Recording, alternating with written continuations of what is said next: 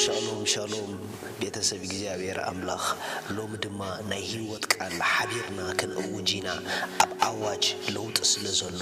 ነዚ ቃል ምሳይ እንዳደገንኩሞ በእምነት ኣውጅዎ ኣብ ህይወትኩም ከዓ ለውጥ ከምጽዩ ሃሌሉያ ሎሚ በእምነት ዝነብር ብዝሪኦ ኣይኮንኩን ዝነብር ኢልና ከንእውጂና ኢየሱስ ጎይታዩ ጽሑፍዩ በእምነት እምበር ብምርአይ ኣይንመላለስኒና ከም ዝብል ቃሉ ንዝሪኦ ኣይ ኣምኖኔ ንዝኣምኖ ግን ይሪኦኤ ዝሪኦ ማዕበል ኣይሰብረንን እዩ ምኽንያቱ ኣይ ኣምኖኔ ዝሪኦም ጊዜያዊ ኩነታት ኣይጨንቁንን እዩ ምኽንያቱ ኣይ ኣምኖምኒ በኢየሱስ ካብ ክብሪ ናብ ክብሪ ጥራሕ ከም ዝሳገሬ ዝኣምን በኢየሱስ ክርስቶስ ካብ ዓወት ናብ ዓወት ጥራይ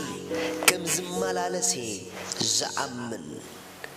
በኢየሱስ ክርስቶስ ብብልጽግና ጥራሕ ከም ዝመላለሴ ዝኣምን በኢየሱስ ክርስቶስ ዕውት ምዃነይ ጥራይ ዝኣምን ብልጽግ ምዃነይ ጥራሕ ዝኣምን በኢየሱስ ክርስቶስ ሰዓሪ ምዃነይ ይኣምን ኣለኹ በቲ ዝህበና ሓይሊ ንኹሉ ከም ዝኽእሎ ይኣምን ኣለኹ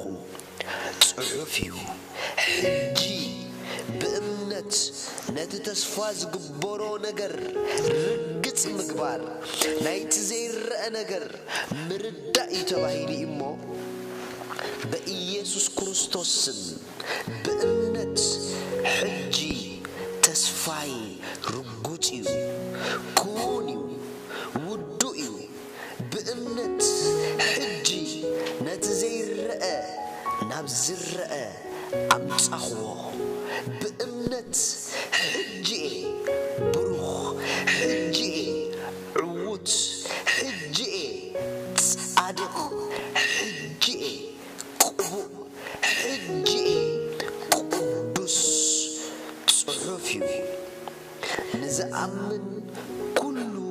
ይከኣሎ እዩ ኩሉ ከም ዝከኣለኒ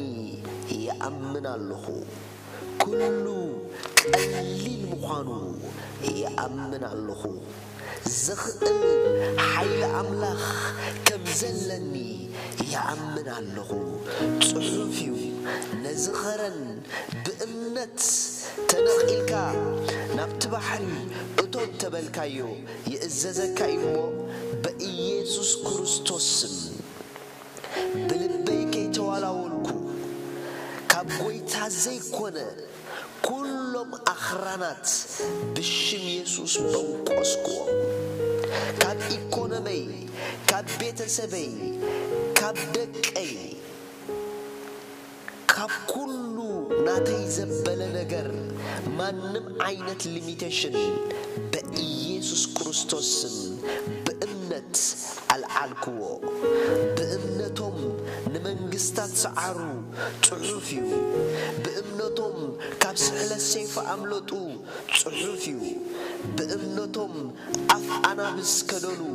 ጽሑፍ እዩ በኢየሱስ ክርስቶስ በእምነተይ ንኽውሕጠኒ ዝመጽእ ኣፊዓጽ ኣለኹ በኢየሱስ ክርስቶስ በእምነተይ ማንም ዓይነት ሕግታት ምስ እግዚአብሔር ዝጻረር እሰግሮ ኣለኹ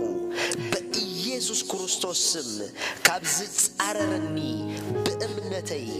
ኣምሊጥ ኣለኹ in Jesus name amen